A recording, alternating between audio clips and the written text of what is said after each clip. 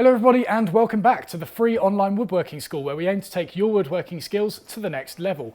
In today's video, we're going to get sizing the drawer components. Let's get going.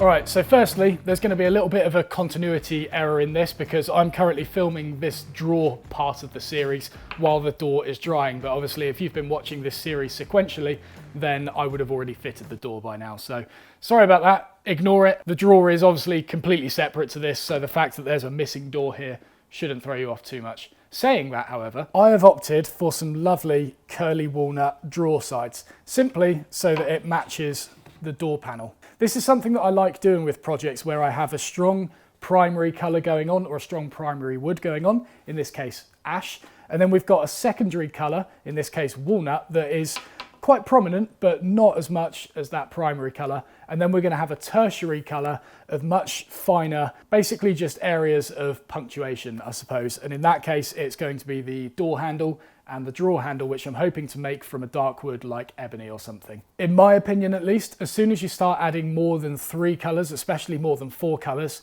things just get a little noisy and messy. Of course that is completely up to you, but that's just how I do things. 3 colours, primary, secondary, and then a sort of small tertiary colour just to accent things a bit. And so I've pre-thicknessed these components to just about bite within this drawer cavity with regards to the up and down distance. Same again for the drawer sides. You can see it just about fits in here. Tell you what, there we go. So it's just about going in there. And so if you're sizing that with a machine, which is what I've done today, then that's pretty easy. Just run it through, taking off, I took off about 0.5 millimeters at a time until I just got that really nice friction fit in there. And we'll obviously plane it down to fit a bit later. And so if you're doing that by machine, like I've done, happy days. You've just got to take off about 0.5 of a millimeter at a time. Make sure you've got the cabinet there to constantly reference against and just check it after each pass of it going through the thicknesser. If you're doing it by hand, however, this is something that we've already gone through multiple times in this series. Get one of the edges perfectly straight, set your marking gauge to 75 in this case, scribe all the way down it, and then plane back to that line. Whether you choose to do it upright in the vise or if you choose to do it long grain on a shooting board, it's completely up to you. And of course, if you're struggling to handle this long length when you're doing it by hand, just cut it down into smaller pieces, perhaps 2 sides, cut it off there, and then the back, and do that on its own, or I don't know. It's completely up to you, but what you're aiming for at this point is that nice friction fit.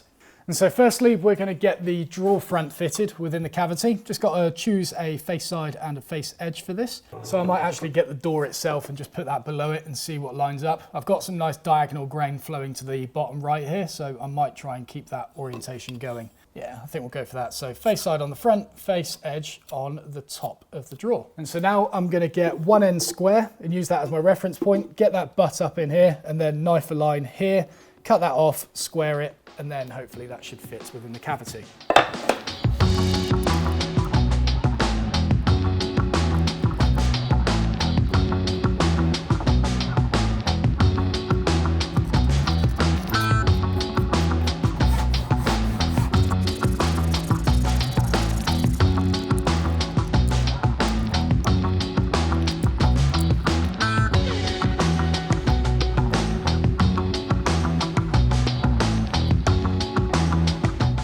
All right, so we've got that fitted in there, and that's a nice friction fit.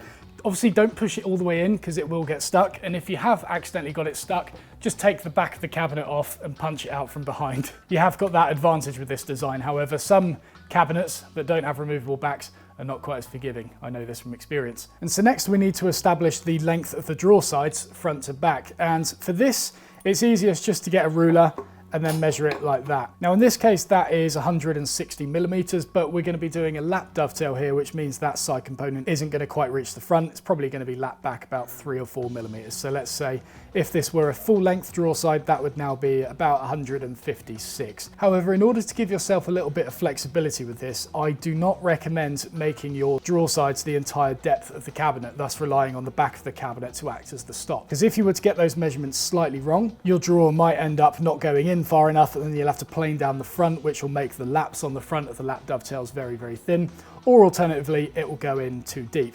Fortunately, the latter option, where it goes in too deep, is easy to stop, and is actually what we'll be planning for when we're sizing these drawer sides, because we're going to be putting a little stop here on the front that hits the back of the drawer front itself. And so in this case, we've measured it to be about 160. I usually take off about 10 to 15 millimeters from that length. Because this is a smaller drawer, I'm going to take off 10. So that gives us drawer sides that are 150 millimeters long. And so let's get that done. Face sides and face edges at regular intervals along this long length, because we're going to be cutting it into smaller chunks later. Then we'll square off one end and then get working down from there.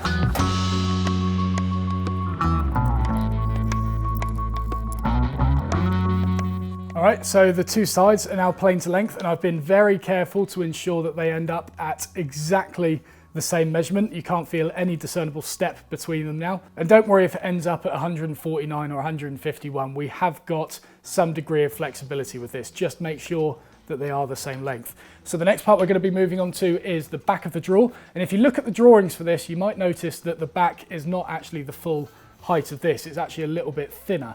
Don't worry about that for now. The only part we're going to be focusing on is cutting it to length, i.e. exactly the same as the front of the drawer.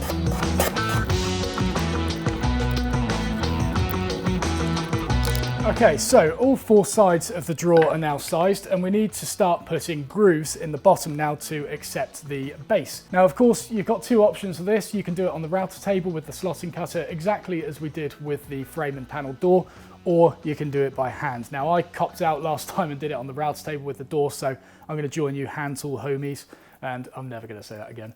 I'm going to join you guys and do it by hand this time. But just quickly before I do that, a word of warning for those of you that do this on the router table. These drawer sides are quite small, so it's perhaps advisable you do this in a long length first and then cut it to size, but just be careful when you're shooting the ends, because you're going to have that groove there that may end up getting a little bit of breakout in there because it won't be supported. You could either put a bit of plywood or MDF or something in there to support the groove while you shoot these down to their final size, or just deal with the breakout later. It's not advisable, but you can do that. Of course, if you've already cut them to length, you can get these over the router table. Just make sure that you've got protection over that cutter. Make sure you've got feather boards in place to push this into the fence, and definitely use a push stick as well, because you don't want to be having your hands near this while you've got that slotting cutter doing the work. However, whichever method you go for, whether it's hand tool or machine, make sure you've clearly laid out which part of the component the groove is going on, because you don't want to be doing the wrong face here. So we've got the face side out and up here, which means that that is the top of the drawer. So the groove is going to be on the inside face at the bottom. And I just scribble on a rough line by pencil, and then we'll do that on all of the components. Pencil line doesn't have to be accurate, it's just an indication. And in fact, I've just drawn a groove on the back component. You don't need to do it on there. It's only the sides and the front that require a groove. The back one, yeah, there won't be a groove on that at all. So let's get that laid out again. So face side out and up, out and up, and out and up. And let's check that groove. Yep, it's all on the bottom on the inside. And so this is the setup I've opted for. Just got a hold down clamp holding this in position, and then simply a stop at the end, and that prevents it from twisting at all. Now, one thing I need to do on here is scribe a line where the bottom of the groove is going to be, and then the width of the cutter will sort out how wide that groove is going to be. And so I've set the marking gauge up to 5 millimeters. So then we'll have 5 millimeters of material below the groove. On the drawings, it says 6 millimeters, just as a precautionary measure, because it's generally a little bit safer to have more material on the bottom here than less, because then the drawer bottom has more support from underneath. But we're going to go for 5 in this case. It's completely up to you. So I'm going to lightly scribe that all the way along, and then we'll set the fence up on the plow plane to line up with the edge of that groove. Okay, so the cutter's all lined up, and I've set my depth stop on the opposite side to cut about 4 or 5 millimeters deep roughly. So we'll start at the end, short shaving, gradually increase it, all the while keeping that fence locked in to the side of the material.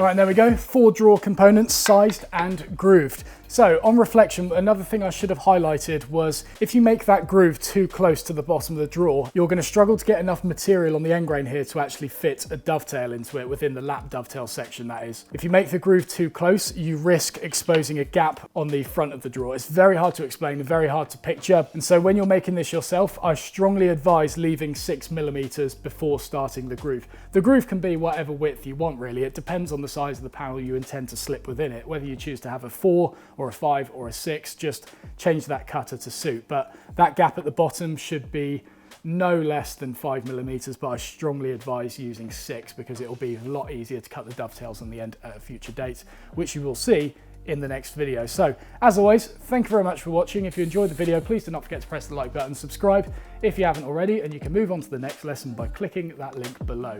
I'll see you there.